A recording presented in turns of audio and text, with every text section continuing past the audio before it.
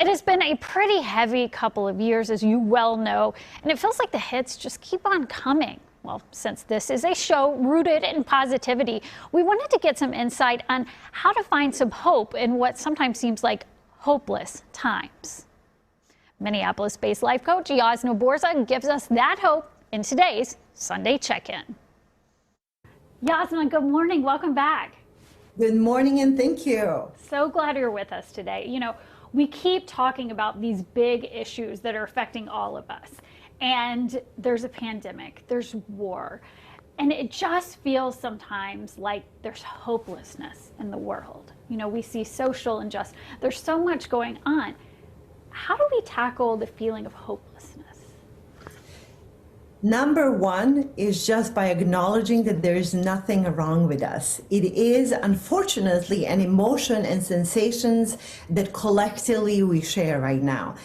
Very, very strong people who normally tackle things really well and handle them may feel like there's something wrong with them, but there really isn't. And just saying it and showing their vulnerability connects us to one another. And I know hopelessness all too well. And by definition, it's a lack of hope.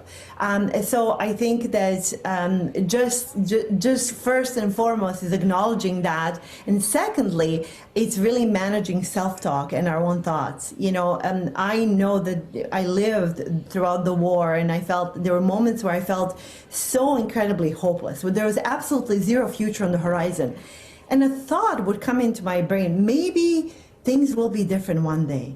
Maybe I will actually go to school. Maybe, and that hope, that one sentence, you know, when we think a thought, our brain, our body does not know whether it's true or not. It just listened to the thought. It gave me a glimpse of hope and allowed me just to not feel completely in the dumps. We know you went through so much in Bosnia. You know about this firsthand. How big was a circle of support, or having someone around you who can? Incredibly important. When we're about to lose absolutely everything, we feel like there's nothing worth fighting for. So having loved ones close is incredibly important. This is the case with so many different situations, but especially when we're feeling hopeless, this is not the time to withhold and withdraw. It's the time to reach out and embrace.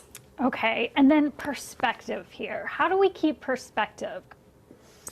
It really goes back to the number one, which is managing our thoughts and managing the attitude about things, but finding some kind of meaning in the midst of loss and despair. So it's okay to feel bad. It's okay to cry. Like, you know, I cried twice this past week, but then we can say, how can I make it better? You know, what am I really, what are the things that I can be very grateful for in this very moment? So that gives us perspective that not all is lost. There are things that we can be very, very grateful for.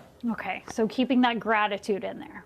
Keeping gratitude, incredibly important. And also, if I may, when we do something for others, it puts us psychologically in a state of control. So try it out. When you're feeling completely hopeless, do something kind for someone else, because then it's not all about us and everything being futile. We just did something. We did it to change someone's day. And I think that's beautiful. And it works. It really does. Great advice again. Thank you, Jasna. Thank you.